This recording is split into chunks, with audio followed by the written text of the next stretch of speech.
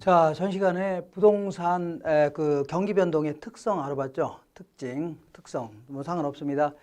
자, 특성은요, 일반 경기에 비해서 민감하게 반응하지 않아서 그런 거 아닙니까? 안에서.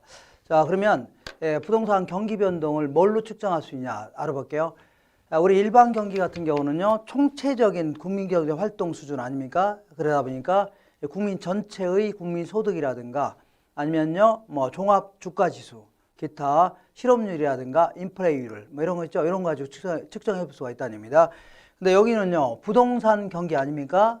부동산 경기니까 부동산과 관련된 측정 지표, 이거 삼아야 되겠죠? 부동산과 관련돼 있는 측정 지표를 이용할 수밖에 없는 겁니다. 그래서 어떤 그 부동산 경기가 좋다. 부동산 경기가 좋다는 얘기는요, 부동산 기업 하기는 좋다는 얘기 아닙니까? 부동산 기업 입장에서는 부동산 기업 하기가 좋다는 얘기는요, 부동산이 잘 팔릴 거로 예상되는 거죠. 잘 팔릴 거로 예상된다는 얘기는요, 현재 생산량보다 소비하고자 량이 많다는 얘기입니다. 생산량보다 소비하고자 량이 많은 거 아닙니까? 그러다 보니까 건설업자 입장에서는요, 서로 건물 지으려고 안 지으려고요? 지으려고 할 겁니다. 가장 중요한 측정 지표가 건축량입니다. 그리고 서로 막 구입하려고 하니까 거래도 많이 돼야 한대요? 된다는 얘기입니다. 그러니까 거래량, 요것도 중요한 측정 지표입니다. 그리고 서로 구입하려고 하니까 가격도 막 올라가 안 올라가요? 올라갈 수 있죠. 그러니까 가격 변동, 요 세 가지가 그래도 가장 부동산과 관련된 중요한 지표입니다. 중요한 지표인데 아무래도 건축량은요, 건설업자가 건물 짓는 거 아닙니까? 그래서 이걸요, 공급 측 지표라는 겁니다. 그리고 거래량은요, 사는 사람이 있어야 거래가 될 거 아닙니까? 그러니까 이거는요, 수요 측 지표라는 겁니다. 그리고 가격 변동은요, 보조 지표, 이 표현은 조금 이따 할 겁니다. 왜 보조인지는 잠시 하기로 하고, 그래서 특히 요거보다는 요게 더 중요한 지표가 될 수 있는 겁니다. 이렇게 하시고, 그러면 우리 시험에서는요, 부동산 경기 변동은요, 이런 것 정도로 측정할 수 있다. 이렇게 물어봅니다. 이런 정도로 측정할 수 있다 나오고, 다만 뭐 어렵게 나올 가능성은 없지만 만약에 어렵게 나온다면 뭐 세부적으로 이렇게 물어볼 수는 있지만 가능성 많이 떨어집니다. 그래도 가능성 떨어진다고 해서 아예 안 하긴 좀 그렇죠. 그래서 그러면 이 건축량이라 하더라도 이걸 세분화할 수 있는 거 아닙니까? 건축량이라도 허가량이라든가 착공량, 완공량 이런 걸 들 수 있죠. 그래서 이런 것들은 다 시청 가면요, 건축과 이런 데 가면 알 수 있는 거죠. 이렇게 알 수 있는데, 자, 이때 이제 이 허가량 같은 경우는 보통 이제 선행 지표 이렇게 표현합니다. 선행. 그러니까 좀 앞서서 움직인다는 얘기입니다. 좀 앞서서 움직이는 걸요, 선행 지표라는 겁니다. 왜 앞서서 움직이냐면 이 허가라는 게 뭐예요? 허가 맡았다고 해서 반드시 착공하나요? 중간에 취소할 수 있는 거 아닙니까? 그리고 허가 맡았다고 해서 언제 또 착공할지 모르는 거죠. 2년 될지 3년 될지. 그러니까 다만 허가를 많이 맡았을 경우는요, 그만큼 착공량도 앞으로 많아질 거라고 예상할 수 있는 거죠. 그래서 좀 앞서서 움직인다 해서 이걸요, 선행 지표라는 겁니다. 그리고 이제 착공량 자체가 건물 짓기 시작하는 거 아닙니까? 이런 게 가장 그래도 주된 지표가 될 수 있는 겁니다. 이걸 동행 지표다. 그래서 이걸 착공량을 알게 되면요, 현재 상태의 경기 변동을, 부동산 경기를 측정할 수 있다는 얘기입니다. 그리고 완공량 같은 경우는 보통 후행 지표다. 그래서 약간 뒤쳐져서 움직입니다. 왜냐하면 그 보통 완공되기 전에 거의 뭐 선분양이라든가 그래서 그 거래는 거 끝나는 경우가 많이 있죠. 그러다 보니까 보통요, 완공량은요, 약간 뒤쳐져서 가까운 과거의 경기가 어떠했노라 이렇게 판단할 수 있다는 얘기죠. 이렇게 해서 굳이 세분하자면 이렇게 세분할 수 있는 겁니다. 그다음에 거래량은요, 가장 중요한 측정 지표는요, 그래도 주택 거래량 뭐 이런 게 가장 중요한 지표가 될 수 있을 겁니다. 아파트 거래량 이런 게 중요한 지표가 될 수 있는 거 아닙니까? 다만요, 택지가 많이 분양됐다. 택지가 많이 팔렸다는 거 아닙니까? 건설업자가 택지 많이 만들어 팔았다. 그러면 많이 팔았을 경우는요, 많이 팔았다는 얘기는 그만큼 건설업자가 뭐 건물 지으려고 사는 거 아닙니까? 지으려고 사는 거고, 그 다음에 그만큼 거래가 많아질 거라고 예상되니까 막 그 땅도 구입하는 거 아닙니까? 그러니까 얘는요, 자, 이 택지 분양 실적은요, 보통 이제 약간 많이 좀 앞서서 움직이는 지표입니다. 앞서서 선행. 자, 좀 앞서서 움직이는 지표다. 이렇게 하시면 돼요. 그 다음 이제 가격 변동은요, 이거는 보조 지표로만 삼아야 됩니다. 가격 변동 가지고 느닷없이 가격만 가지고 경기가 좋다 나쁘다 판단하는 것은 약간 문제가 있다는 얘기입니다. 자, 그래서 일반적으로 가격 변동 가지고 경기를 측정하려는 경향이 있지만 조심 좀 해야 됩니다. 그래서 무슨 조심하냐면 일반적으로 부동산 경기가 호경기다. 아까 경기가 좋다는 얘기는 그만큼 어떻다고요? 부동산 기업 파이가 좋다고 했죠?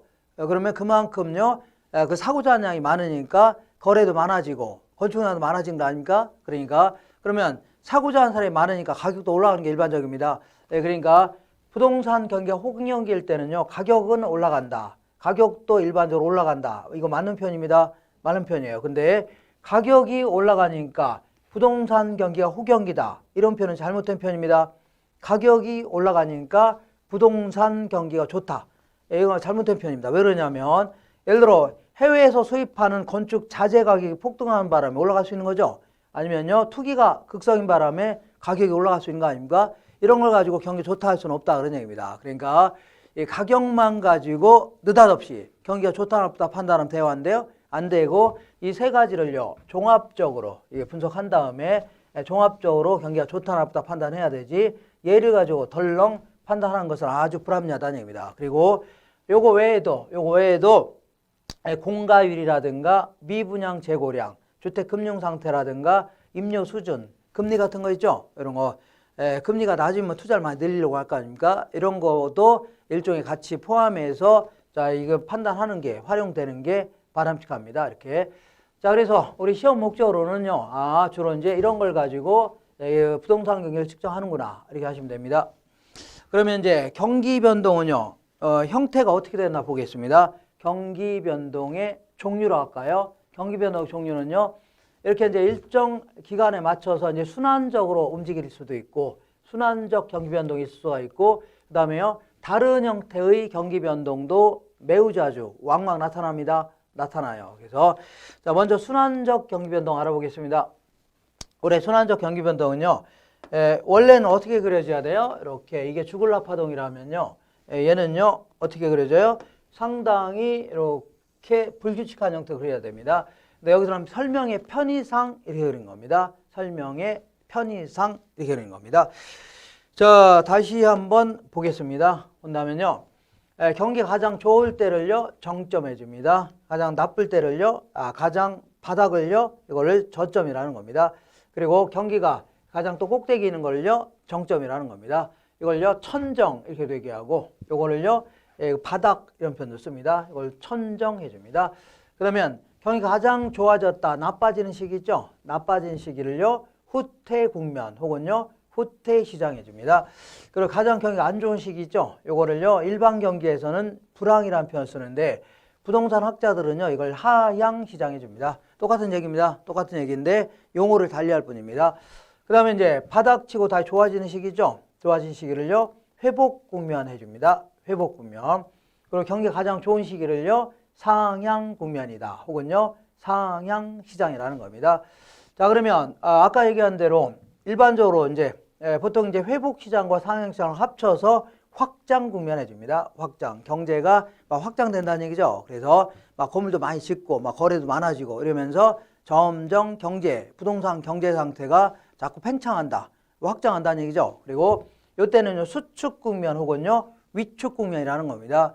그러니까 거래도 막 거의 끊기고 그다음에 뭐 건설업자는요 막 손가락 빨고 있고 있죠. 이런 상태를요 자꾸 경기가 위축돼 있다 해서 이걸요 수축 국면 아니면요 위축 국면 이렇게 표현합니다. 국면을 하는데 자 이때요 아까도 얘기했지만 보통 이제 확장 국면에서는요 자 아까도 얘기했지만 이때는 가격도 올라가는 게 일반적입니다. 왜냐하면 일단 경기가 좋은 거 아닙니까?